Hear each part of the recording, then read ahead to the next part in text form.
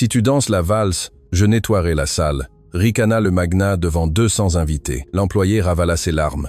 Mais quand l'orchestre commença à jouer, elle fit quelque chose qui laissa tout le monde sans voix. Le grand salon impérial du Grand Hôtel de la Concorde scintillait comme si les étoiles étaient descendues du ciel pour se poser sur chaque lustre de cristal. 200 personnes vêtues des tissus les plus fins que l'argent pouvait acheter occupaient l'espace, leurs rires et conversations se mêlant aux doux murmures d'un orchestre qui accordait ses instruments pour l'événement le plus attendu de l'année, le bal annuel de bienfaisance de la Fondation de Montaigne. Léa Dubois marchait dans l'ombre du couloir de service, poussant un chariot rempli de produits de nettoyage. Ses mains, couvertes de gants de travail jaunes, tremblaient légèrement alors qu'elle observait par une fente de la porte l'éclat qu'elle ne pourrait jamais toucher. Elle avait 24 ans, mais ses yeux portaient le poids d'une vie entière de sacrifice. « Dubois, il faut que tu nettoies le déversement dans l'aile. » Tout de suite, la voix cinglante de Madame Lefebvre, la superviseure du nettoyage, la tira de sa contemplation. « Oui, madame. » Immédiatement, Léa prit son chariot et se dirigea vers l'endroit indiqué,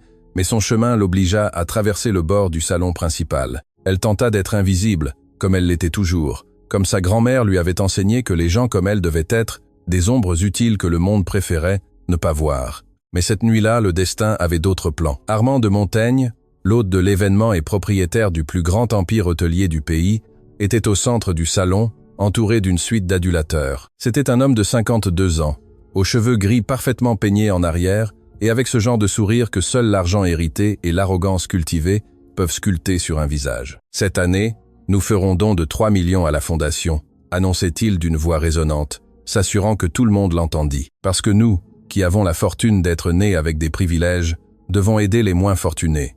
Les rires complaisants de ses invités remplirent l'air. Des coupes de champagne s'élevèrent en guise de toast, puis l'une des roues du chariot de Léa se coinça sur le bord du tapis. Le son ne fut pas fort, à peine un grincement métallique, mais à cet instant précis, l'orchestre avait cessé de jouer pour préparer le morceau suivant. Le silence amplifia le bruit comme si cela avait été un coup de tonnerre. 200 têtes se tournèrent vers elle. Léa sentit la couleur quitter son visage.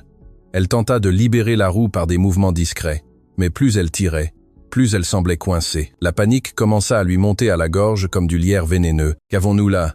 La voix d'Armand de Montaigne coupa le silence comme un couteau. Le magnat s'approcha à pas lents, délibéré, comme un prédateur qui a trouvé une proie facile. Ses invités le suivaient du regard, certains avec curiosité, d'autres avec cette anticipation cruelle de ceux qui aiment assister à l'humiliation d'autrui. « Monsieur de Montaigne, je suis tellement désolé. Je voulais juste… » Léa tenta de s'expliquer, mais les mots s'étranglèrent. « Vous avez juste interrompu l'événement le plus important de l'année. » Armand la regarda de haut en bas, avec un dédain à peine dissimulé. « Savez-vous combien coûte chaque seconde de cette soirée? Avez-vous une idée de qui sont les gens ici ce soir? Je suis désolé, monsieur.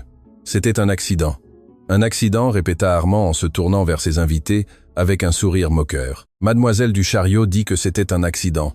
Quelques rires nerveux éclatèrent dans le public. Léa sentait des centaines d'yeux se poser sur elle comme des aiguilles brûlantes. « Dites-moi, comment vous appelez-vous » demanda Armand, bien que son ton indiquât clairement qu'il ne se souciait pas vraiment de la réponse. « Léa, monsieur. Léa Dubois. »« Bien, Léa Dubois. » Le magnat prononça son nom comme si c'était quelque chose de sale. « Voyez-vous cette salle ? Voyez-vous ces couples qui se préparent à danser la valse d'ouverture ?» Léa hocha la tête, n'osant pas lever les yeux du sol de marbre. « C'est de l'art, de la culture, de la tradition. La valse viennoise demande des années de pratique, une grâce naturelle, une éducation raffinée. » Armand fit une pause dramatique. Des choses que des gens comme vous ne pourraient jamais comprendre. Le silence qui suivit fut écrasant. Léa pouvait entendre son propre cœur battre dans ses oreilles, chaque pulsation lui rappelant sa place dans le monde. « Monsieur, s'il vous plaît, » murmura-t-elle. « S'il vous plaît. » Il se pencha vers elle, son haleine sentant le champagne cher. « Vous voulez danser? C'est ça ?» Les éclats de rire jaillirent de toute la salle. Une femme près d'Armand faillit renverser sa coupe à force de rire. « L'employé de nettoyage veut danser la valse », s'exclama quelqu'un du fond. « Qu'elle danse avec sa serpillière », ajouta une autre voix. Léa sentit les larmes menacées de s'échapper de ses yeux, mais elle refusa de leur donner cette satisfaction. Elle serra les poings dans ses gants jaunes, avec tant de force que ses jointures lui faisaient mal.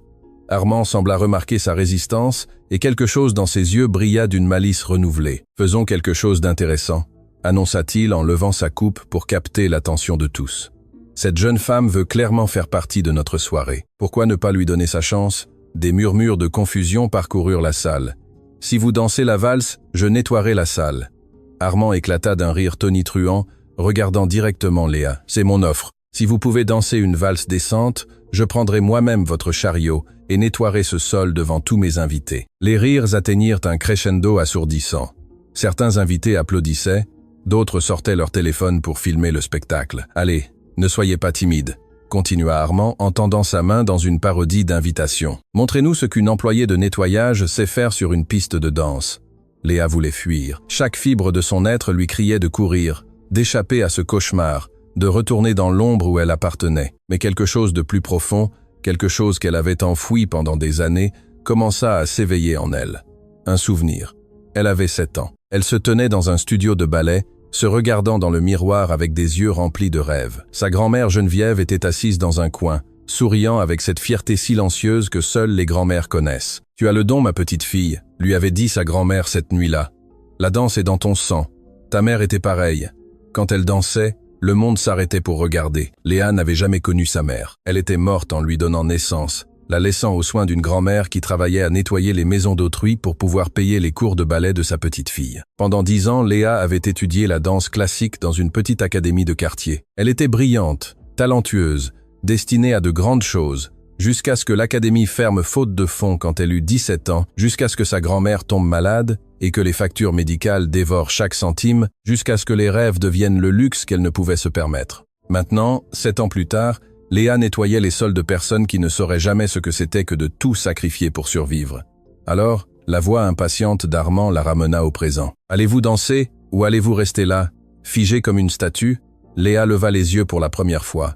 Ses yeux, humides et ardents, rencontrèrent ceux du magnat. « Je n'ai pas de partenaire », dit-elle d'une voix à peine audible. « Elle n'a pas de partenaire », répéta Armand pour le plus grand plaisir de son auditoire.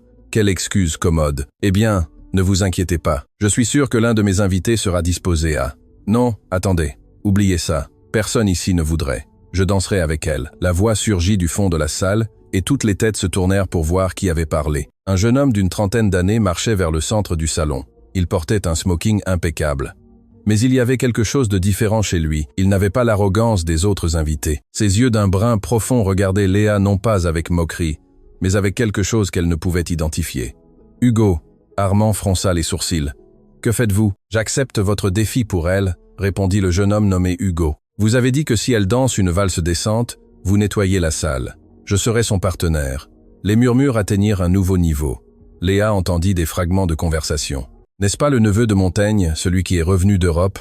Pourquoi ferait-il une chose pareille ? Hugo, c'est ridicule, » siffla Armand entre ses dents, perdant pour la première fois son calme. « C'est une blague, un divertissement. Vous n'avez pas à... Un pari.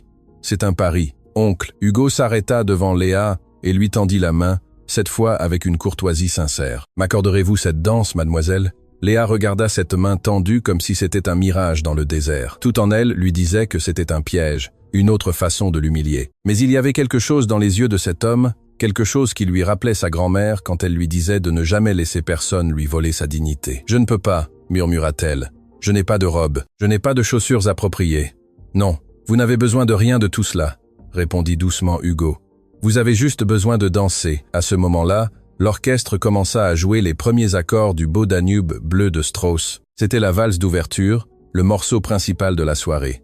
Armand de Montaigne souriait avec supériorité. Il était sûr que cette employée se ridiculiserait, qu'elle trébucherait sur ses propres pieds, qu'elle confirmerait devant tous que les gens de sa classe n'appartenaient pas à ces salons, sauf pour les nettoyer. Ce qu'ils ne savaient pas, ce que personne dans cette salle ne pouvait imaginer, c'était qu'ils étaient sur le point d'assister à quelque chose qui changerait leur vie pour toujours. Léa prit la main d'Hugo. Ses gants jaunes contrastaient de manière grotesque avec l'élégant costume du jeune homme. Mais il ne sembla pas le remarquer. Ou s'il le remarqua, cela ne le dérangeait pas. « Vous savez danser ?» demanda-t-il à voix basse. « Juste pour elle. »« J'en avais l'habitude, » répondit Léa. « Il y a très longtemps. Alors, rappelez-vous. » Les premiers temps résonnèrent dans la salle. 200 personnes retenaient leur souffle, prête pour le spectacle de voir une employée de nettoyage s'humilier publiquement. Mais quand Léa fit son premier pas, quelque chose d'extraordinaire se produisit. Son corps se souvint d'années d'entraînement, de sacrifice, d'amour pour l'art qui avait été son seul refuge pendant l'enfance. Ils s'éveillèrent dans chaque muscle, dans chaque fibre de son être. Les gants jaunes cessèrent d'avoir de l'importance. L'uniforme de travail cessa d'exister. Il ne restait que la musique, le mouvement, la liberté absolue de se laisser emporter. Ses pieds glissaient sur le marbre comme s'ils étaient nés pour ce moment. Sa posture parfaite, sa grâce immaculée, chaque pirouette, chaque pas exécuté avec la précision d'une ballerine professionnelle. La salle tomba dans un silence absolu.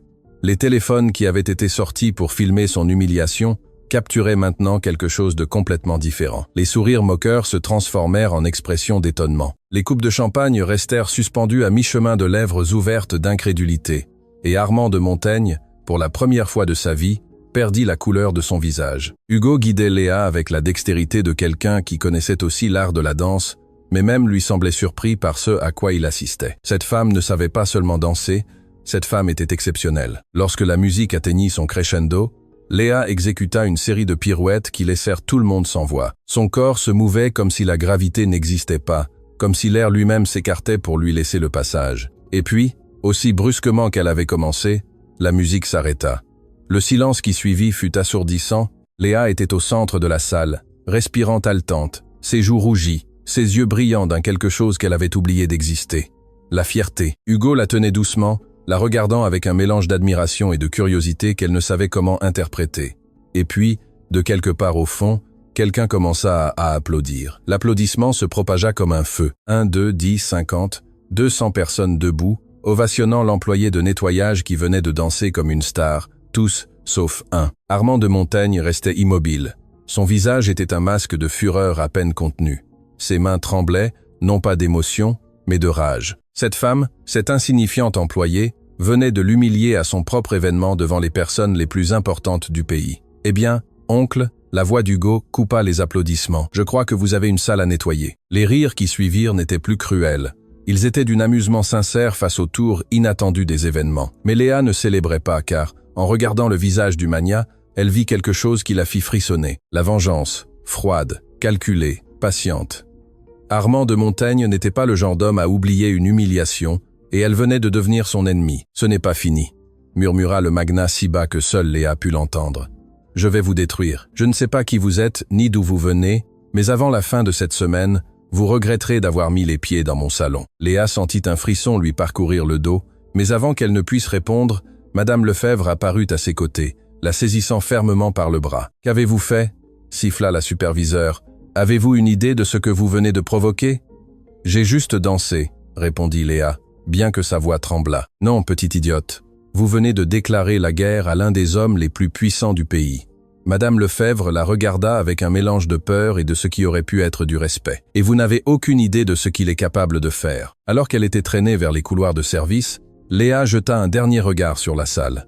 Hugo l'observait avec une expression indéchiffrable. Les invités murmuraient entre eux, et Armand de Montaigne était déjà au téléphone, parlant à quelqu'un avec une expression de détermination mortelle. Ce que personne ne savait, ce que Léa commençait à peine à découvrir, c'était que ce moment n'était que le début, car enfoui dans son passé, il y avait des secrets qui connectaient son destin à celui de l'Empire de Montaigne, d'une manière que personne ne pouvait imaginer. Sa mère n'était pas morte simplement en accouchant. Sa grand-mère n'avait pas été qu'une simple employée de maison, et Armand de Montaigne avait des raisons bien plus profondes de la haïr que quiconque ne pouvait le soupçonner. La vérité était sur le point d'éclater, et quand ce serait le cas, plus rien ne serait comme avant. Le couloir de service du grand hôtel de la Concorde sentait le désinfectant et la peur. Léa marchait les jambes tremblantes, tandis que Madame Lefebvre l'entraînait loin du salon principal, loin des applaudissements qui résonnaient encore comme un écho lointain. « Avez-vous idée de ce que vous venez de faire ?» siffla la superviseure entre ses dents, sa prise ferme sur le bras de Léa. « Avez-vous la moindre idée ?»« J'ai juste dansé », répéta Léa, bien que sa voix sonnât creuse même pour elle-même. « Vous avez juste dansé. » Madame Lefebvre s'arrêta brusquement, la faisant tourner pour la regarder directement dans les yeux. « Vous avez publiquement humilié Armand de Montaigne, l'homme qui signe nos chèques, l'homme qui peut détruire la vie de n'importe qui d'un simple coup de fil. » Les mots tombèrent sur Léa comme des pierres. L'adrénaline de la danse commençait à se dissiper, ne laissant qu'un vide glacé dans sa poitrine. « Il m'a humilié le premier, » murmura-t-elle. « Et qu'est-ce que ça change ?» lâcha Madame Lefebvre avec un rire amer. « Il peut humilier qui il veut. C'est un de Montaigne. Nous sommes personne, Léa. Personne. Quand allez-vous comprendre cela ?» Avant que Léa ne puisse répondre, la porte du couloir s'ouvrit avec un claquement sec. Une femme élégante d'environ 45 ans apparut sur le seuil. Elle portait une robe qui coûtait probablement plus que le salaire annuel de Léa, et son expression mêlait curiosité et ce qui ressemblait à un amusement contenu. « Alors, « Vous êtes la célèbre danseuse », dit-elle d'une voix mélodieuse. « Tout le salon parle de vous. » Madame Lefebvre baissa immédiatement la tête en signe de soumission. « Madame de Montaigne, je vous prie de bien vouloir m'excuser pour le comportement de cette employée. Elle était déjà en train d'être escortée hors des lieux. » Léa sentit un frisson à l'entente du nom de famille. Une autre de Montaigne. « Pas si vite. » La femme leva une main parfaitement manucurée. « Je veux lui parler seule. »« Mais, madame, monsieur de Montaigne a donné des ordres spécifiques de... »« Mon mari donne beaucoup d'ordres. » L'interrompit la femme avec un sourire qui n'atteignait pas ses yeux. « Je suis Adélaïde de Montaigne, et dans cet hôtel, mes ordres comptent aussi. » Madame Lefebvre hésita, clairement prise entre deux pouvoirs qu'elle ne savait comment équilibrer. Finalement, elle hocha la tête avec raideur et s'éloigna dans le couloir, non sans lancer à Léa un regard d'avertissement. Adélaïde attendit que les pas de la superviseure s'estompent complètement. Puis elle étudia Léa avec une intensité qui la fit se sentir comme un spécimen sous un microscope. « Où avez-vous appris à danser comme ça ?» demanda-t-elle directement. « Dans une académie de quartier. Il y a de nombreuses années. » « Quelle académie ? » « L'académie L'Étoile. Elle a fermé quand j'avais 17 ans. » Quelque chose changea sur le visage d'Adélaïde, un éclair de reconnaissance peut être, ou de quelque chose de plus profond que Léa ne pouvait identifier. « L'Étoile » répéta-t-elle lentement. « Et qui était votre professeur ?» Elle s'appelait Éléonore Lacroix. Elle a fondé l'académie avec ses propres économies. Elle enseignait le ballet classique aux jeunes filles qui ne pouvaient pas se permettre des écoles chères. Le silence qui suivit fut si dense que Léa pouvait entendre son propre cœur battre. Éléonore Lacroix prononça Adélaïde, le nom comme une prière oubliée. « Savez-vous qui elle était vraiment ? C'était mon professeur et la meilleure personne que j'ai jamais connue après ma grand-mère. Éléonore Lacroix a été première danseuse du Ballet National pendant 15 ans. » Adélaïde parla d'une voix légèrement tremblante. Elle a remporté des prix internationaux. Elle a dansé sur les scènes les plus prestigieuses du monde. Et puis, il y a 25 ans, elle a disparu du monde professionnel sans explication. Léa sentit comme si le sol bougeait sous ses pieds. Madame Éléonore, son professeur d'enfance, avait été une star mondiale. « Je ne le savais pas », admit-elle. Elle n'a jamais parlé de son passé. Elle nous enseignait juste à danser avec amour. Parce qu'Éléonore a toujours été ainsi. Adélaïde détourna le regard vers la fenêtre, perdue dans ses souvenirs, généreuse jusqu'à la moelle, même quand le monde la traitait avec cruauté. « Vous la connaissiez ?» La question resta suspendue dans l'air. Adélaïde prit un long moment avant de répondre. « Éléonore Lacroix était ma sœur aînée. » Le monde de Léa bascula sur son axe. L'épouse d'Armand de Montaigne était la sœur de son ancien professeur de ballet. Les coïncidences s'accumulaient d'une manière qui défiait toute logique. « Cela signifie que vous… » Léa ne put terminer sa phrase. « Cela signifie que j'ai vu quelque chose en vous ce soir qui m'a rappelé elle… » Adélaïde se tourna pour la regarder directement. « La façon dont vous avez dansé, la grâce, la passion, l'abandon absolu. Cela ne s'apprend pas, Léa.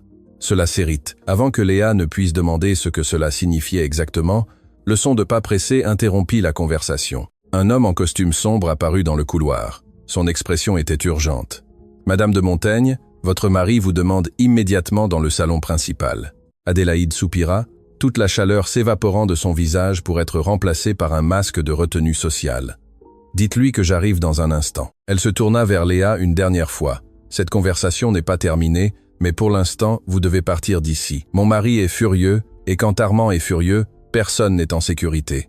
Où vais-je aller? Ce travail est tout ce que j'ai. » « Vous n'avez plus ce travail, » dit Adélaïde, avec une honnêteté brutale. « Mon mari a déjà donné l'ordre de vous renvoyer, mais cela ne signifie pas que votre histoire se termine ici. » Elle sortit une carte de son sac à main et la pressa dans la main de Léa. « Venez me voir demain à cette adresse. Il y a des choses que vous devez savoir. Des choses sur votre mère, sur Éléonore, sur pourquoi le destin vous a amené exactement à cet endroit. En ce moment. » « Ma mère ?» Léa sentit l'air quitter ses poumons. « Que savez-vous de ma mère ?» Mais Adélaïde s'éloignait déjà dans le couloir, ne laissant que l'écho de ses talons et 1 million de questions sans réponse. Léa regarda la carte dans sa main. Elle était élégante, gravée de lettres dorées. Fondation Éléonore Lacroix, pour les rêves qui méritent une chance. Une fondation portant le nom de son professeur, dirigée par l'épouse de l'homme qui venait de jurer de la détruire. Rien n'avait de sens et en même temps tout commençait à s'assembler de manière terrifiante. Le son de voix qui s'approchait la tira de ses pensées. 2 gardes de sécurité tournèrent le coin, leurs expressions professionnellement hostiles. « Léa Dubois ?» demanda le plus grand. « Oui, accompagnez-nous. Monsieur de Montaigne veut vous voir avant que vous ne quittiez les lieux. » Le cœur de Léa s'accéléra. Elle s'était attendue à être escortée hors du bâtiment, mais être ramenée vers l'homme qui avait promis de la détruire était quelque chose de complètement différent. Ils la conduisirent non pas vers le salon principal, mais vers un ascenseur privé qui la mena plusieurs étages plus haut. Les portes s'ouvrirent sur un bureau qui occupait tout un étage de l'hôtel. Des fenêtres du sol au plafond montraient la ville brillant comme un manteau de bijoux sous le ciel nocturne. Et au centre de tout ce luxe, Armand de Montaigne attendait, assis derrière un bureau en acajou massif. « Laissez-nous seuls », ordonna-t-il au garde sans lever les yeux des documents qu'il faisait semblant de réviser. Quand la porte se ferma, le silence devint écrasant. Léa resta debout, refusant de montrer la peur qu'elle ressentait dans chaque fibre de son être. Finalement, Armand leva les yeux. Ses yeux n'avaient plus la fureur explosive de quelques minutes auparavant. Maintenant, il y avait quelque chose de pire, un calme calculé qui promettait des conséquences soigneusement planifiées. « Asseyez-vous », dit-il en désignant une chaise devant le bureau. « Je préfère rester debout. » Un lent sourire se dessina sur le visage du magnat. « Comme vous voulez. Ce sera bref de toute façon. » Il se leva et se dirigea vers le bar, se servant un whisky avec des mouvements délibérés. « Savez-vous ce qu'il y a de plus intéressant ce soir, Léa Dubois ?» prononça-t-il son nom comme s'il le savourait. « Ce n'est pas que vous ayez bien dansé. N'importe qui peut apprendre à danser avec suffisamment de pratique. Ce qui est intéressant, c'est que vous m'avez défié publiquement, que vous m'avez regardé dans les yeux et que vous avez décidé que vous pouviez gagner. Je ne voulais rien gagner, je voulais juste qu'on me laisse tranquille. Mais vous ne l'avez pas fait, n'est-ce pas ?» Armand se tourna pour la regarder. « Vous auriez pu baisser la tête, vous excuser, disparaître dans l'ombre comme toutes les personnes de votre condition. Mais vous avez choisi de vous battre. J'ai choisi de danser. Il y a une différence. Pour moi, non. » Il sirota son whisky. « Voyez-vous, Léa, dans mon monde, il y a deux types de personnes.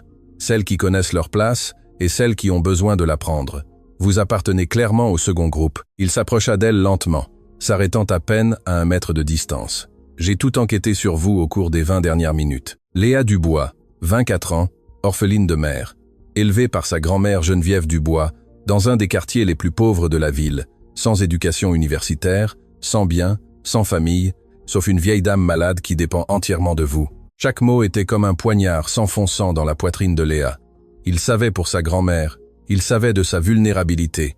« Que voulez-vous de moi ?» demanda-t-elle d'une voix qu'elle réussit à peine à maintenir ferme. « Je veux que vous compreniez quelque chose de très simple. » Armand se rassit, croisant les mains sur le bureau. « Vous n'aurez pas d'autre emploi dans cette ville. Aucun hôtel, aucun restaurant, aucune entreprise de nettoyage ne vous embauchera jamais.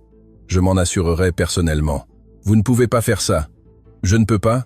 Il lâcha un bref rire. « Léa, j'ai construit cet empire de zéro. J'ai des contacts dans chaque industrie, dans chaque secteur, dans chaque recoin de ce pays. Un mot de ma part et des portes dont vous ne saviez même pas l'existence se fermeront pour vous définitivement. » Léa sentit comme si les murs se refermaient autour d'elle. La peur qu'elle avait réussi à maîtriser commençait à se transformer en panique. « Mais je suis un homme raisonnable, » continua Armand. « Alors je vais vous donner une option. Vous pouvez quitter ce bureau, faire face aux conséquences de vos actions et voir votre vie s'effondrer pièce par pièce. » Oh, il fit une pause dramatique, appréciant clairement le pouvoir qu'il exerçait. « Ou vous pouvez faire quelque chose de très simple pour moi.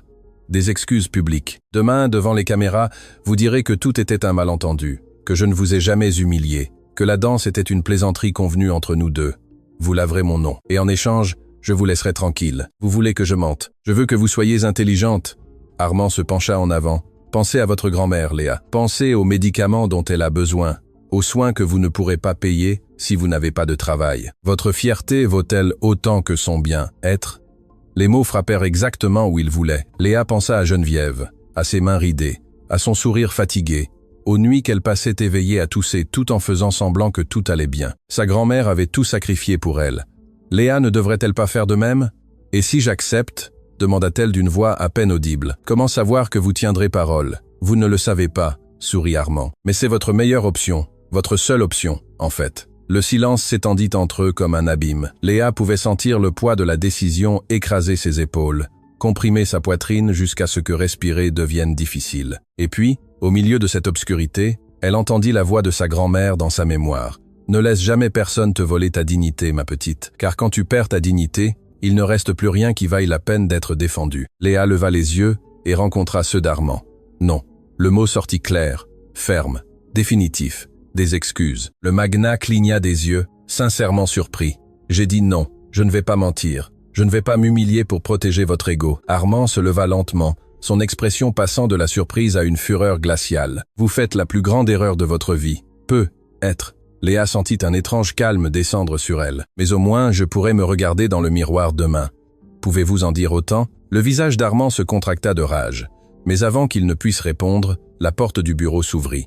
Hugo de Montaigne entra sans s'annoncer. Son expression était indéchiffrable, mais sa posture était clairement tendue. « Oncle, j'ai besoin de vous parler maintenant. »« Non, Hugo, je suis occupé. C'est urgent. » Hugo regarda Léa brièvement avant de reporter son attention sur son oncle. « Il s'agit de ce que j'ai trouvé dans les archives de la Fondation. Sur l'ancienne académie de ballet, quelque chose changea sur le visage d'Armand. Un éclair d'alarme rapidement dissimulé. « Cela peut attendre. »« Non, ça ne peut pas. » Hugo s'approcha du bureau. « J'ai trouvé des documents, oncle. Des documents qui expliquent pourquoi vous avez fermé l'académie, l'Étoile, il y a 7 ans. Des documents qui relient cette décision au nom de Dubois. » Léa sentit le sol disparaître sous ses pieds. Armand avait fermé l'académie de son professeur. Son académie. Je ne sais pas de quoi vous parlez. La voix d'Armand était du pur glaçon. Je crois que si. Hugo sortit un dossier de son veston. Et je crois que mademoiselle Dubois mérite de savoir la vérité sur la raison pour laquelle sa vie a été détruite il y a 7 ans. Le silence qui suivit fut le plus pesant que Léa eût jamais connu. Armand regardait son neveu avec un mélange de fureur et de ce qui aurait pu être de la peur. Hugo tenait le dossier comme une arme chargée, et Léa, debout entre deux mondes qui commençaient à entrer en collision, comprit que tout ce qu'elle croyait savoir sur son passé était sur le point de s'effondrer. La vérité qui avait été enterrée pendant 7 ans allait enfin remonter à la surface, et quand ce serait le cas, personne dans cette pièce ne serait plus le même. Le dossier dans les mains d'Hugo semblait contenir le poids de 1000 secrets. Léa observait l'échange entre l'oncle et le neveu, le cœur battant si fort qu'elle pouvait l'entendre dans ses oreilles. « Donnez-moi ces documents !» Armand tendit la main, sa voix devenue glaciale. Tout de suite, pas avant qu'elle n'entende la vérité. Hugo resta ferme, se positionnant subtilement entre son oncle et Léa. « J'ai passé des semaines à enquêter sur les finances de la fondation familiale. J'ai trouvé des irrégularités qui m'ont conduit à des archives censées avoir été détruites il y a des années. Vous ne savez pas ce que vous faites ?» Armand fit un pas en avant. « Vous détruisez cette famille pour une inconnue. Je cherche la justice. Quelque chose que cette famille a oublié il y a bien longtemps. » Léa sentait qu'elle assistait à quelque chose de bien plus grand qu'une simple dispute familiale. Il y avait des couches de ressentiment, de douleurs anciennes, de vérités enfouies, qui luttaient enfin pour remonter à la surface. Qu'y a-t-il dans ces documents? Sa propre voix la surprit. Elle sortit ferme, claire, exigeant des réponses. Hugo la regarda avec quelque chose qui ressemblait à de l'admiration mêlée de tristesse. « La raison pour laquelle votre vie a changé il y a 7 ans. » Il ouvrit le dossier. « L'Académie L'Étoile n'a pas fermé faute de fonds, Léa. Elle a été fermée délibérément. »« C'est un mensonge, » interrompit Armand. « L'Académie a fait faillite parce que c'était une entreprise mal gérée. L'Académie a été achetée anonymement 3 mois avant de fermer. » Hugo sortit un document et le tint en l'air. L'acheteur a utilisé une société écran qui, après de nombreuses couches de bureaucratie, finit par être connectée à Investissement de Montaigne SA. L'air quitta les poumons de Léa. Armand avait acheté l'Académie juste pour la détruire. Pourquoi? La question sortit comme un murmure. Pourquoi ferait-il une chose pareille? Parce qu'Éléonore Lacroix était plus qu'un simple professeur de ballet, continua Hugo, ignorant les protestations de son oncle. C'était la femme que mon père a aimée avant d'épouser ma mère, et quand elle l'a rejetée pour se consacrer à son académie, il ne l'a jamais surmontée. Votre père est mort. Hugo, Armand cracha les mots. Ne salissez pas sa mémoire avec des fantasmes. Mon père est mort il y a 15 ans, mais ses journaux ont survécu. Hugo sortit un autre document. Je les ai trouvés dans le coffre-fort que vous n'avez jamais ouvert après ses funérailles. Des pages entières dédiées à Éléonore, à son obsession pour elle, à ses plans de vengeance quand elle a choisi le ballet plutôt que lui. Léa essayait de traiter toutes ces informations. Le père d'Hugo avait été obsédé par son professeur de ballet, mais c'était il y a des décennies. Qu'est-ce que cela avait à voir avec elle? Cela n'explique pas pourquoi il me hait, moi, dit-elle. Je ne connaissais même pas son père. Le silence qui suivit fut différent, plus lourd, plus dangereux. Hugo échangea un regard avec son oncle, et pour la première fois, Léa vit quelque chose de semblable à la peur dans les yeux du magnat. Dites-lui, Hugo insista, ou je le ferai. Vous n'avez pas le droit. Armand tremblait de fureur contenue. Ce sont des affaires de famille qui ne la concernent pas. Elles la concernent plus que quiconque dans cette pièce. Assez. Léa éleva la voix, se surprenant elle-même. Quelqu'un va m'expliquer ce qui se passe maintenant. Hugo respira profondément avant de continuer. Mon père, Auguste de Montaigne, a eu une relation avec Éléonore Lacroix quand ils étaient jeunes. Elle est tombée enceinte. Le monde s'arrêta. Éléonore n'a jamais eu d'enfant. Léa secoua la tête. Elle me l'aurait dit. Éléonore a eu une fille. Hugo parla doucement. Une petite fille née en secret, et confiée à une femme de confiance pour la protéger de la famille de Montaigne. Cette femme s'appelait Geneviève Dubois. Les genoux de Léa fléchirent. Elle dut s'accrocher au dossier d'une chaise pour ne pas tomber. Sa grand-mère, Geneviève, la femme qui l'avait élevée, qui lui avait appris à être forte, qui avait tout sacrifié pour elle. Non, le mot sortit comme un gémissement. Ma mère était la fille de ma grand-mère. Elle l'a toujours été. Votre mère a été adoptée par Geneviève quand elle était nouveau-née. Hugo s'approcha prudemment. Geneviève travaillait pour la famille d'Éléonore. C'était la seule personne en qui elle avait confiance pour protéger son bébé. Alors, ma mère était... Léa ne put terminer sa phrase. Votre mère était la fille d'Éléonore Lacroix et d'Auguste de Montaigne. Hugo hocha la tête. Ce qui signifie que vous êtes l'arrière-petite-fille du fondateur de l'Empire de Montaigne. Vous êtes de la famille, Léa. Vous l'avez toujours été. Armand frappa le bureau des deux mains. Mensonges. Tout cela, ce sont des mensonges inventés pour me détruire. Alors, pourquoi avez-vous fermé l'académie quand Léa avait 17 ans? Hugo se tourna vers son oncle avec une expression accusatrice. Pourquoi avez-vous payé pour que tous les registres de naissance de cette époque soient scellés? Pourquoi avez-vous passé les 24 dernières années à vous assurer que personne ne fasse le lien? Aurore. Le nom frappa Léa comme un éclair. C'était le nom de sa mère, Aurore Dubois, la femme qui était morte en lui donnant la vie. Ma mère. Les larmes commençaient à troubler sa vision. Vous saviez qui était ma mère? Armand ne répondit pas, mais son silence fut plus éloquent que toute confession. Le soir du bal, quand je vous ai vu entrer dans la salle, le magnat parla finalement, sa voix étrangement vide. J'ai immédiatement su qui vous étiez. Vous avez ces yeux, les mêmes yeux d'Aurore, les mêmes yeux d'Éléonore. Pourquoi? Léa sentit les larmes couler sur ses joues. Pourquoi détruire l'académie? Pourquoi haïr ma famille? Parce qu'Aurore aurait dû être mienne. Les mots d'Armand sortirent chargés d'un ressentiment ancien. Quand mon frère est mort, j'étais l'héritier naturel de l'Empire. Mais j'aurais dû hériter de tout le reste. Le respect, le pouvoir, l'amour. J'ai cherché Aurore quand j'ai découvert son existence. Je lui ai tout offert. De l'argent, une position, un avenir brillant. Elle n'avait qu'à reconnaître sa lignée de Montaigne et m'épouser. Vous épouser? Léa eut la nausée. C'était sa nièce, sa demi-nièce.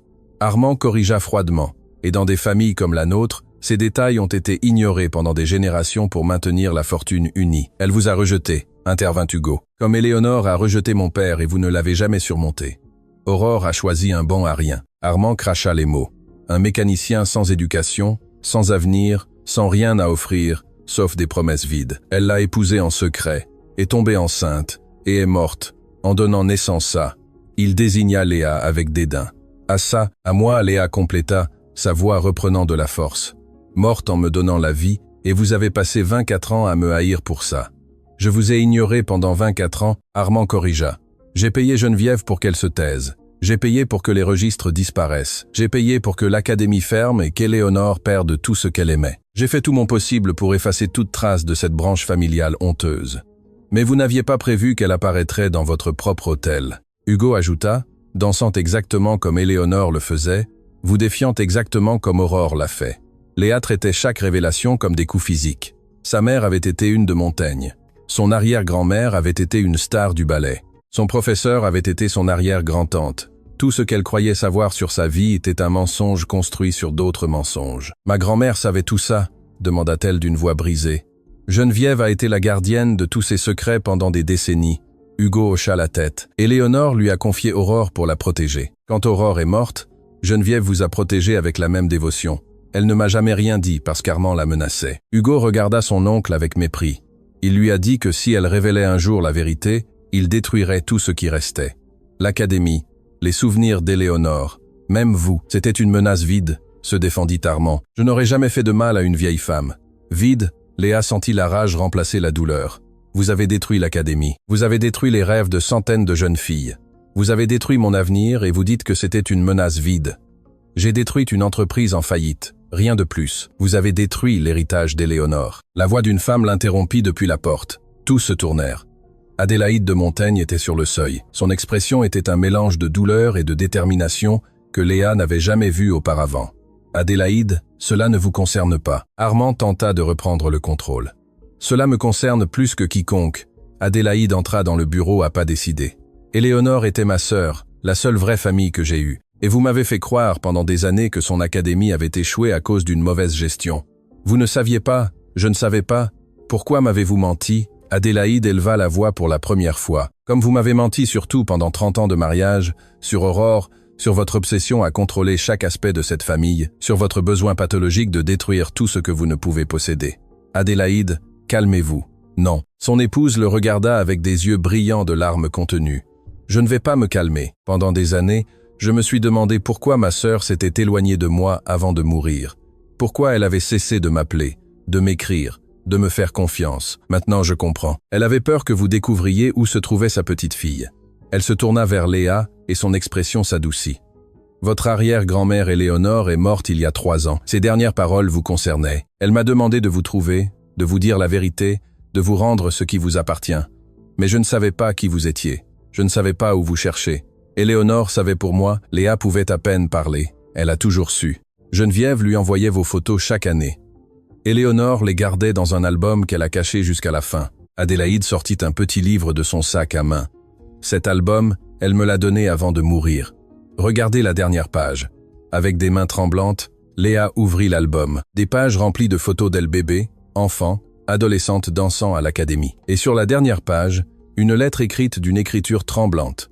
À ma chère arrière petite fille Léa, si tu lis ceci, cela signifie que la vérité t'a enfin trouvé. Je regrette de n'avoir pas pu te connaître en personne, t'embrasser, t'enseigner tout ce que je sais, mais je t'ai vu grandir de loin, et chaque fois que tu dansais, je voyais ta mère en toi, je me voyais en toi. Tu es une de Montaigne par le sang, mais tu es une Lacroix par l'esprit. Ne laisse jamais personne te prendre cela.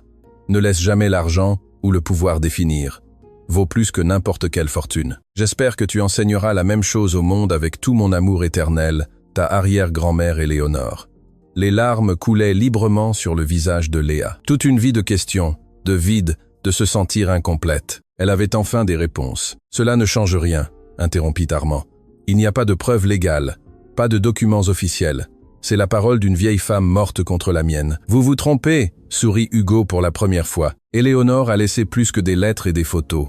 Elle a laissé un testament qui nomme sa seule arrière-petite-fille, Léa Dubois, comme héritière universelle de tous ses biens, y compris les 40% des actions originales d'entreprise de Montaigne, que mon grand-père a donné à Éléonore en compensation de l'abandon de mon père. Le visage d'Armand perdit toute couleur. C'est impossible. Ces actions ont été annulées il y a des décennies. Elles ont été cachées, pas annulées. Hugo sortit un autre document. Et maintenant que Léa est majeure et que la vérité a éclaté, ces actions sont légalement les siennes. Léa regardait les documents sans en comprendre pleinement le sens. Action, héritage. Il y a 1 heure, elle était une employée de nettoyage. Maintenant, apparemment, elle était l'héritière d'une fortune. « Je ne veux pas leur argent », dit-elle finalement. « Je ne veux rien de cette famille. Ce n'est pas leur argent », Adélaïde parla doucement. « C'est l'héritage d'Éléonore. Votre héritage, ce qu'elle voulait que vous ayez pour construire votre propre avenir. Et il y a quelque chose de plus. » Hugo ajouta. « Parmi les biens d'Éléonore se trouve le terrain où se trouvait l'Académie L'Étoile. Légalement, il n'a jamais cessé de lui appartenir. La vente qu'Armand a orchestrée était frauduleuse. » Léa sentit quelque chose de nouveau naître dans sa poitrine. Ce n'était ni de la rage ni de la douleur, c'était de l'espoir. La possibilité de reconstruire quelque chose qui avait été détruit injustement. « Pourrais-je rouvrir l'académie » demanda-t-elle d'une voix tremblante. « Vous pourriez faire bien plus que cela. » Adélaïde lui prit les mains. « Vous pourriez réaliser le rêve d'Éléonore, créer un endroit où des jeunes filles comme vous, sans ressources, mais avec un talent infini, puissent apprendre à danser, où les rêves ne meurent pas faute d'argent. » Pour la première fois de cette nuit interminable, Léa sourit, mais Armand de Montaigne n'avait pas terminé. Son expression s'était transformée en quelque chose de sombre, de calculateur, de dangereux. « Ce n'est pas fini, » dit-il d'une voix qui promettait la destruction. « Je vais me battre pour chaque document, chaque clause, chaque centime, et quand j'aurai terminé, il ne restera rien de ce soi-disant héritage. Alors, préparez-vous pour le combat de votre vie. » Léa leva les yeux et fit face à l'homme qui avait tant détruit. « Parce que je ne suis plus la petite fille effrayée qui nettoyait vos sols. Je suis l'arrière-petite-fille d'Éléonore Lacroix, et je vais récupérer tout ce que vous nous avez volé. » Le défi resta suspendu dans l'air comme une déclaration de guerre. Et quelque part dans la ville, une vieille femme nommée Geneviève se réveilla d'un sommeil agité, sentant que le moment qu'elle avait craint et espéré pendant 24 ans était enfin arrivé. La vérité était libre. Maintenant commençait la véritable bataille. L'horloge affichait 3 heures du matin lorsque Léa arriva enfin au petit appartement qu'elle partageait avec sa grand-mère en banlieue. Ses jambes tremblaient d'épuisement, mais son esprit ne pouvait s'arrêter. Chaque révélation de cette nuit tournait dans sa tête comme un tourbillon imparable. La lumière de la cuisine était allumée. Léa sentit un nœud se former dans son estomac. Sa grand-mère ne restait jamais éveillée si tard. Ces médicaments la faisaient dormir profondément dès 21 heures. Elle poussa la porte avec précaution et trouva Geneviève assise à la table de la cuisine avec une vieille boîte en bois devant elle. Ses mains ridées reposaient sur le couvercle, comme si elle avait attendu ce moment pendant des décennies. « Grand-mère, que faites-vous debout ?» Léa s'approcha, inquiète. « Vous devriez vous reposer. Je savais que tu viendrais avec des questions. » Geneviève leva les yeux, et Léa vit quelque chose qu'elle n'avait jamais remarqué auparavant dans ses yeux fatigués. Un soulagement. « Je l'ai senti dans mes os, ma petite. Cette nuit, quelque chose a changé. Grand-mère, j'ai besoin que vous me racontiez la vérité. » Léa s'assit en face d'elle. « Tout ce que vous m'avez caché pendant 24 ans. » Geneviève hocha lentement la tête, comme si un poids invisible était enfin levé de ses épaules. « Je savais que ce jour viendrait. » Elle ouvrit la boîte en bois avec des doigts tremblants. « J'ai prié pendant des années pour avoir la force de te le raconter moi-même, avant que d'autres ne le fassent avec leurs propres versions empoisonnées. » Dans la boîte, il y avait des photographies jaunies, des lettres attachées avec des rubans usés et un petit médaillon en argent que Léa n'avait jamais vu. « Qu'est-ce que tout cela? L'histoire de ta vraie famille. » Geneviève prit une photographie et la lui tendit. « C'est Éléonore Lacroix. Elle avait 19 ans quand je l'ai connue. Je travaillais comme employé chez ses parents. » Léa observa l'image. Une jeune femme magnifique, avec des yeux brillants de vie et un sourire qui promettait des conquêtes. Il y avait quelque chose de familier dans ce visage, quelque chose qu'elle voyait chaque matin en se regardant dans le miroir. C'était la danseuse la plus talentueuse que le pays ait jamais vue, continua Geneviève. Mais c'était aussi la femme la plus triste parce qu'elle aimait un homme qui ne pouvait pas l'aimer en retour, Auguste de Montaigne. Alors, vous le saviez déjà. Geneviève soupira. Oui, Auguste était le fils aîné de la famille la plus puissante de la région. Beau, charismatique, héritier d'une fortune immense. Éléonore est tombée amoureuse de lui quand ils avaient tous deux 17 ans. Et lui, il l'aimait aussi à sa manière. Geneviève prit une autre photographie, celle d'un jeune homme à l'expression arrogante. Mais les de Montaigne avaient d'autres plans pour leur héritier. Un mariage arrangé avec la fille d'un homme d'affaires européen. L'argent épousant l'argent, comme cela a toujours été dans ces familles. Alors Éléonore est tombée enceinte. Ce fut un scandale qui faillit détruire les deux familles. Geneviève ferma les yeux, se souvenant. Les parents d'Éléonore voulaient qu'elle se débarrasse du bébé. Les de Montaigne offraient de l'argent pour qu'il disparaisse. Mais Éléonore refusa. Elle dit que ce bébé était la seule chose pure qui était sortie de tant de douleur. Léa sentait les larmes s'accumuler, mais elle devait tout entendre. Et qu'est-ce qui s'est passé? Éléonore a accouché en secret dans une petite clinique loin de la ville. J'étais avec elle cette nuit-là. J'ai tenu sa main pendant qu'elle mettait au monde la plus belle créature que j'ai jamais vue. La voix de Geneviève se brisa. Ta mère, Aurore. Le nom flotta dans l'air comme une caresse. Éléonore savait qu'elle ne pouvait pas la garder, continua Geneviève. Si les de Montaigne découvraient l'existence d'Aurore, ils l'utiliseraient comme monnaie d'échange. Ils la transformeraient en pion dans leur jeu de pouvoir. Alors elle m'a demandé la plus grande faveur que personne ne m'ait jamais demandée. Que tu l'élèves comme la tienne, que je l'aime comme la mienne, corrigea doucement Geneviève. Et je l'ai fait, Léa. Dès l'instant où Aurore est arrivée dans mes bras, elle a été ma fille en tout ce qui compte. Je l'ai élevée avec tout ce que j'avais, ce qui n'était pas beaucoup, mais c'était honnête. Léa prit la main de sa grand-mère, sentant les os fragiles sous la peau ridée. Aurore savait la vérité? Je le lui ai dit quand elle a eu 18 ans. Geneviève hocha la tête. Je pensais qu'elle méritait de savoir d'où elle venait. Je pensais qu'elle voudrait connaître Éléonore, réclamer son héritage, vivre la vie qui lui revenait de droit. Et qu'a-t-elle fait? Un sourire triste traversa le visage de la vieille dame. Elle m'a serré dans ses bras et m'a dit que j'étais la seule mère dont elle avait besoin, que l'argent des de Montaigne était entaché de trop de douleur, qu'elle préférait être pauvre et libre que riche et enchaînée à cette famille. Léa sentit une vague de fierté pour la mère qu'elle n'avait jamais connue. Mais alors elle a rencontré ton père, continua Geneviève. Antoine Dubois, un mécanicien qui travaillait dans le garage près de là où Aurore donnait des cours de danse aux enfants du quartier. Ma mère donnait des cours de danse. Elle a hérité du talent d'Éléonore, sourit Geneviève avec nostalgie. Elle dansait comme si l'air lui-même s'écartait pour lui laisser le passage. Exactement comme toi ce soir, d'après ce que j'ai entendu. Comment le savez-vous? Parce qu'Armand de Montaigne m'a appelé il y a 3 heures. L'expression de Geneviève se durcit, criant, menaçant, exigeant que je me taise, comme il l'a fait pendant les 24 dernières années. Il vous a menacé tout ce temps? Depuis le jour où Aurore est morte, Geneviève sortit une lettre de la boîte. C'est la première menace que j'ai reçue. Elle est arrivée 3 jours après les funérailles de ta mère. Léa prit la lettre avec des mains tremblantes. L'écriture était froide, calculée, dépourvue d'humanité. Madame Dubois, l'existence de la jeune fille est un problème qui peut être résolu de plusieurs manières. Je vous suggère de choisir la manière silencieuse.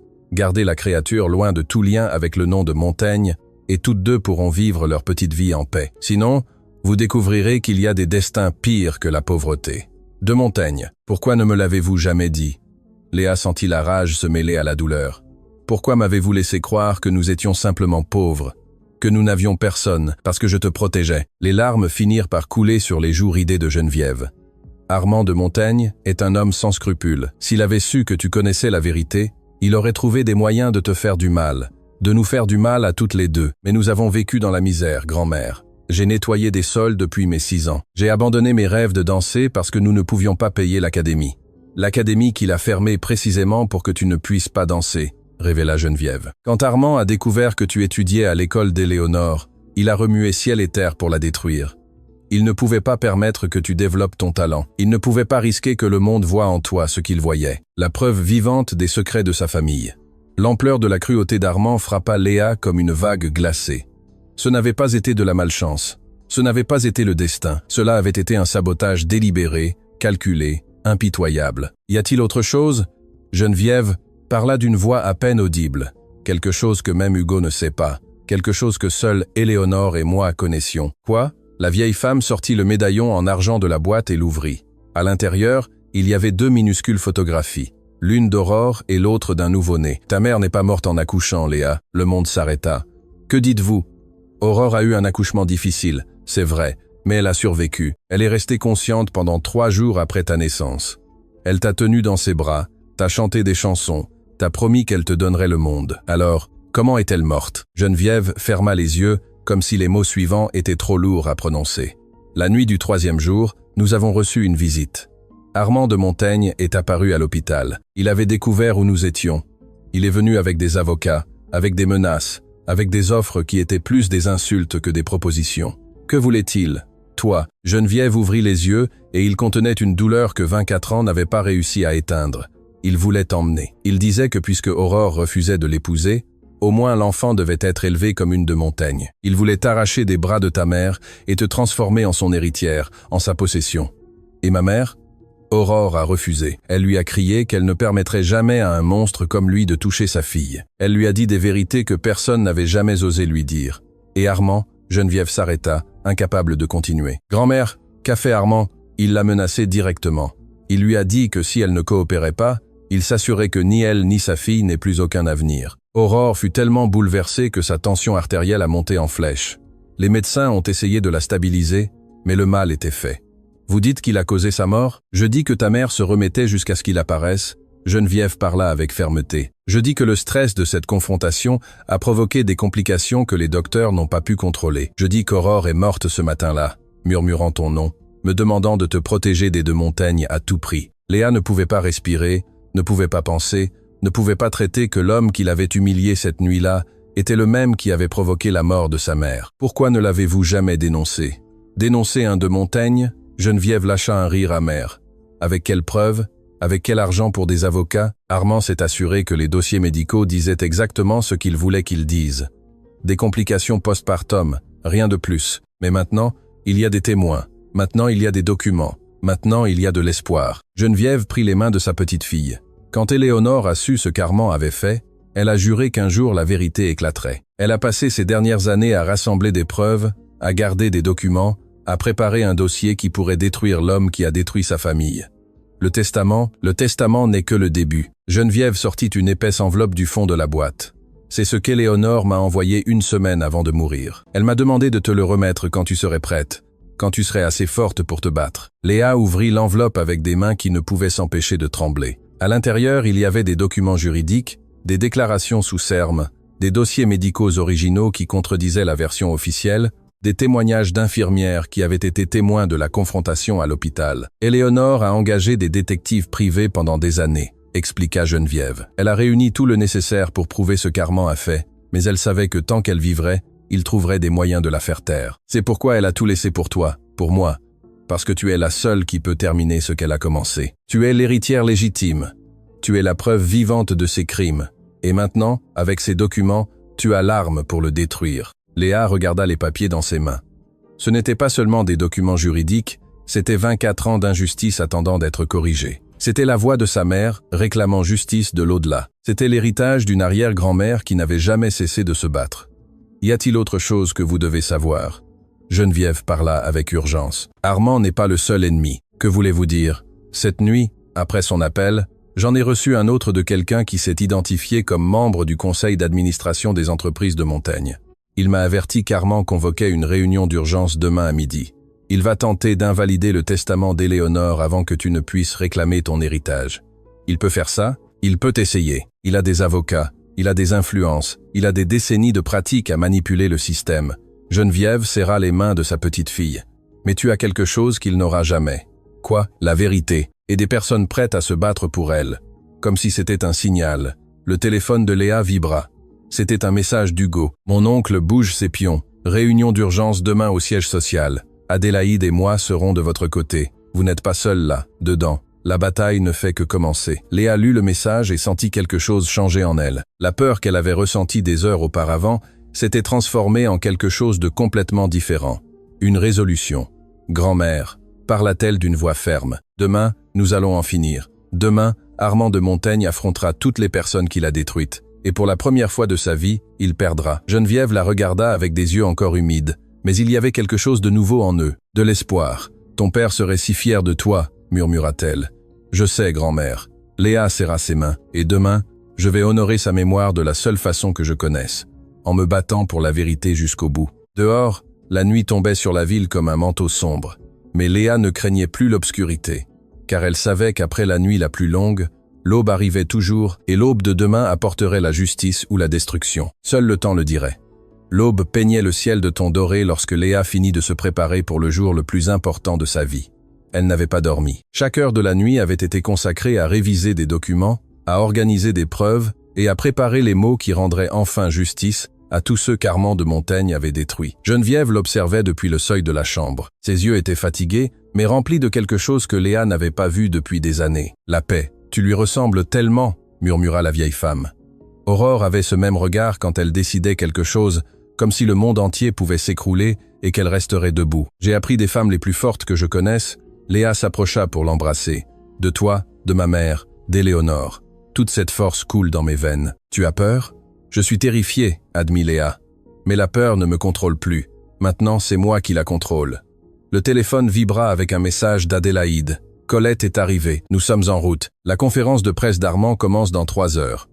Il est temps d'écrire la fin de cette histoire. » Le palais des congrès de Paris était en pleine effervescence lorsque Léa arriva accompagnée de sa grand-mère Geneviève, d'Hugo, d'Adélaïde, de l'avocat Maître Perrin et d'une femme âgée qui marchait avec difficulté, mais avec une détermination inébranlable, Colette Renard. Des journalistes de tous les grands médias se pressaient dans l'auditorium principal, où Armand de Montaigne avait convoqué sa conférence. Les caméras pointaient vers le pupitre vide, attendant l'homme qui promettait des révélations explosives. « Quel est le plan ?» demanda Hugo alors qu'ils observaient la foule depuis une salle privée. « Nous laissons Armand parler d'abord, » répondit Léa, « qu'il dise tous ses mensonges, qu'il tente de me détruire publiquement, et ensuite, quand il croira avoir gagné, nous lui prenons tout. »« C'est risqué, » prévint Maître Perrine. « Si ces accusations sont convaincantes, l'opinion publique pourrait se retourner contre vous avant que nous n'ayons l'occasion de répondre. La vérité est toujours plus puissante que les mensonges. » Parla Colette, pour la première fois. Sa voix rauque mais ferme. « J'ai attendu 15 ans ce moment. Quelques minutes de plus ne changeront rien. » À 12 heures précises, Armand de Montaigne monta sur le pupitre.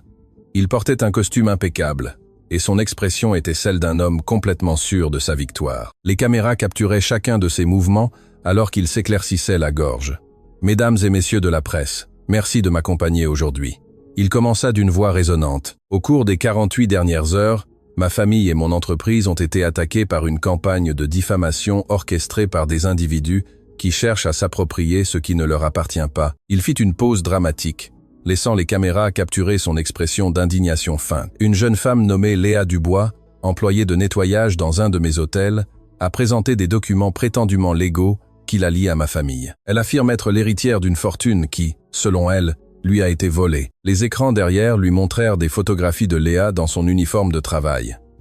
Mais j'ai des preuves irréfutables que cette femme est une impostrice. Les documents qu'elle présente sont des falsifications élaborées. Le testament qu'elle dit posséder a été créé frauduleusement et les personnes qui la soutiennent, y compris ma propre épouse et mon neveu, ont été manipulées par ces mensonges. » Armand sortit un dossier et le leva théâtralement. J'ai ici des preuves que Léa Dubois a des antécédents de comportements frauduleux, des registres qui démontrent qu'elle a tenté d'escroquer d'autres familles aisées par le passé. Cette femme n'est pas une héritière perdue, c'est une criminelle qui a perfectionné l'art de la tromperie. Des murmures parcoururent l'auditorium. Les journalistes gribouillaient frénétiquement dans leurs carnets. Par conséquent, j'annonce que j'engagerai des poursuites judiciaires immédiates contre Léa Dubois et tous ses complices.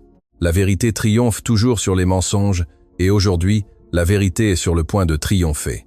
Monsieur de Montaigne, la voix de Léa coupa, l'air comme un éclair. Toutes les têtes se tournèrent vers l'entrée latérale de l'auditorium, où elle marchait d'un pas ferme vers la scène, suivie de son groupe d'alliés. « Qu'est-ce que c'est que ça ?» Armand perdit son calme un instant. « Sécurité. Sortez cette femme. » « Je ne ferai pas ça. » Hugo éleva la voix. « Pas si vous voulez que le monde entende ce qui s'est réellement passé. » Léa monta sur scène sans s'arrêter. Les gardes de sécurité hésitèrent, confus sur la façon de procéder. La tension dans l'auditorium était électrique. « Mesdames et messieurs de la presse, » Léa parla directement aux caméras. « Mon nom est Léa Dubois. Et oui, il y a 2 jours, j'étais employée de nettoyage à l'hôtel de la Concorde. Mais ce n'est pas toute mon histoire. » Elle se tourna pour regarder Armand directement dans les yeux. Mon arrière-grand-mère s'appelait Éléonore Lacroix. Elle fut la danseuse la plus talentueuse de sa génération. Ma grand-mère s'appelle Geneviève Dubois. Elle a dédié sa vie à me protéger d'hommes comme vous. Ma mère s'appelait Aurore Dubois et vous avez provoqué sa mort. L'auditorium explosa en exclamations. Armand pâlit visiblement. C'est une accusation ridicule. Il tenta de reprendre le contrôle. Vous ne pouvez pas permettre que cette femme... J'ai des preuves, l'interrompit Léa. Et j'ai des témoins. Elle fit signe vers l'entrée.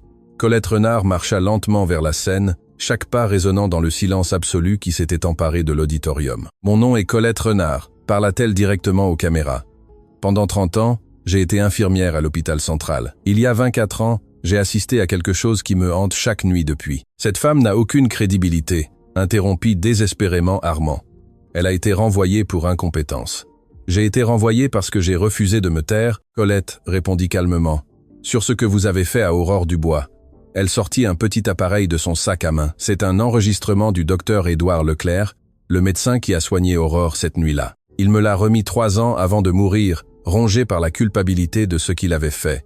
Elle appuya sur le bouton de lecture. La voix du médecin décédé remplit l'auditorium. « Colette, je ne peux plus vivre avec ça. Armand de Montaigne m'a payé 50 000 € pour ne pas intervenir quand Aurore Dubois a commencé à avoir des complications. Il m'a dit que si elle mourait, il s'assurait que ma carrière prospérerait.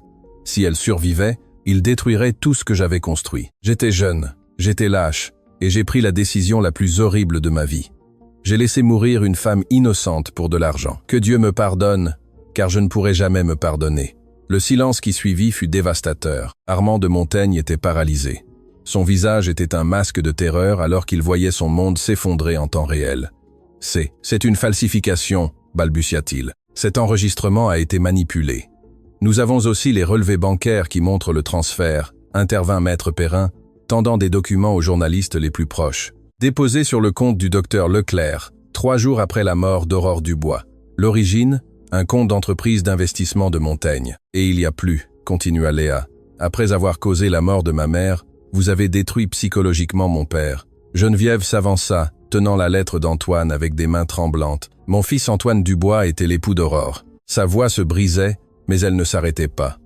Armand de Montaigne l'a accusée d'être coupable de la mort de son épouse. Il l'a menacée. Il l'a torturée avec des mots jusqu'à ce qu'Antoine ne puisse plus le supporter. Les larmes coulaient sur les joues de la vieille femme, alors qu'elle lisait des fragments de la lettre de son fils à voix haute. L'auditorium était complètement silencieux. Plusieurs journalistes pleuraient ouvertement. Cet homme, Geneviève désigna Armand, a détruit ma famille entière, a détruit la mère de ma petite fille, a détruit mon fils. Il m'a fait vivre dans la peur pendant 24 ans, et tout cela parce qu'il ne supportait pas qu'une femme le rejette. Léa prit le micro une dernière fois. Armand de Montaigne n'est pas un homme d'affaires respectable. Il est responsable de tant de morts qu'il a utilisé son argent et son pouvoir pour échapper à la justice pendant des décennies. Mais aujourd'hui, devant toutes ces caméras, devant le monde entier, la vérité éclate enfin. Elle se tourna vers les caméras. Mon arrière-grand-mère Éléonore Lacroix a dédié ses dernières années à rassembler des preuves pour ce moment. Elle savait qu'un jour la vérité éclaterait Et elle m'a laissé son héritage non pas pour que je me venge, mais pour que je construise quelque chose de mieux sur les cendres de tant de destruction. Sa voix gagna en force à chaque mot. Je vais utiliser l'héritage d'Éléonore pour reconstruire l'Académie L'Étoile. Un endroit où les jeunes filles et garçons sans ressources pourront apprendre à danser, à rêver, à croire que leur talent vaut plus que n'importe quel diplôme. Un endroit qui honorera la mémoire de ma mère, de mon père et de tous ceux qui ont été réduits au silence par des hommes qui croient que l'argent peut acheter l'impunité. Les caméras capturaient chaque instant tandis qu'Armand de Montaigne restait immobile, complètement vaincu. Monsieur de Montaigne, Léa le regarda directement. Il y a 2 soirs, vous m'avez dit que des gens comme moi existaient seulement pour nettoyer les sols de gens comme vous, que la valse était pour les privilégiés et la serpillière pour les autres. Elle fit un pas vers lui, mais vous vous êtes trompé, parce que cet employé de nettoyage vient de balayer tous vos mensonges devant le monde entier. Et quand la justice aura fini avec vous, ce sera à vous d'apprendre à nettoyer les sols d'une cellule. Les applaudissements commencèrent lentement du fond de l'auditorium. 1, 2, 10, 100 personnes debout, ovationnant la femme qui avait affronté un géant et avait gagné. Les sirènes de la police retentirent à l'extérieur. Des officiers entrèrent dans l'auditorium avec des mandats d'arrêt. Armand de Montaigne fut menotté devant les mêmes caméras qu'il avait convoquées pour détruire Léa. Tandis qu'on l'emmenait, leurs yeux se rencontrèrent une dernière fois. Il n'y avait plus d'arrogance dans ce regard, seulement une défaite absolue. « Ce n'est pas fini », murmura-t-il. « Oui », répondit Léa calmement. « Ça s'est terminé il y a 24 ans quand ma mère a rendu son dernier souffle. Il a juste fallu tout ce temps pour que le monde le sache. » 6 mois plus tard, Léa se tenait devant un bâtiment récemment rénové au cœur du quartier où elle avait grandi. Une enseigne brillante annonçait « Académie Éléonore Lacroix, où les rêves dansent librement ». À ses côtés, Geneviève souriait avec des larmes de bonheur. Hugo et Adélaïde observaient avec fierté, et devant eux, des centaines de jeunes filles et garçons attendaient avec impatience l'inauguration du lieu qui allait changer leur vie. « Voulez-vous dire quelques mots ?» demanda Hugo. Léa hocha la tête et s'approcha du microphone installé devant l'entrée. « Il y a 6 mois, j'étais invisible. Une employée de nettoyage que le monde préférait ne pas voir. Mais mon arrière-grand-mère Éléonore m'a appris à travers son héritage que le vrai talent n'a pas besoin de permission pour briller. Ma mère Aurore m'a appris à travers son sacrifice que l'amour est plus fort que n'importe quel obstacle. Mon père Antoine m'a appris à travers sa mémoire que la dignité vaut plus que la vie elle-même. Et ma grand-mère Geneviève m'a appris chaque jour pendant 24 ans que l'espoir ne doit jamais être abandonné. » Elle regarda les enfants qui l'observaient avec des yeux brillants d'illusion. « Cette académie est pour vous. Pour chaque jeune fille qui rêve de danser, mais n'a pas d'argent pour des cours. Pour chaque enfant qui a du talent, mais personne pour le voir. Pour tous ceux qui ont été invisibles et méritent de briller. » Elle prit les ciseaux cérémoniels et coupa le ruban. Aujourd'hui, les rêves dansent librement. Les applaudissements remplirent l'air tandis que les enfants couraient à l'intérieur de l'académie, leur rire résonnant comme la plus belle musique du monde. Geneviève s'approcha de Léa et lui prit la main. « Ta mère est là », murmura-t-elle. « Je peux la sentir. Et ton père aussi. Ils sont fiers de toi, ma petite. Tellement fiers. » Léa leva les yeux vers le ciel bleu, sentant une douce brise caresser son visage. « Je sais, grand-mère, je sais. » Et pour la première fois en 24 ans, Léa Dubois sentit qu'elle était enfin chez elle, non pas dans un bâtiment, non pas à une adresse, mais dans la vérité, dans l'amour, dans la justice qui avait mis toute une vie à arriver, mais qui était arrivée parce que les étoiles, même si elles tardent, finissent toujours par briller. Et Léa Dubois brillait plus fort que jamais.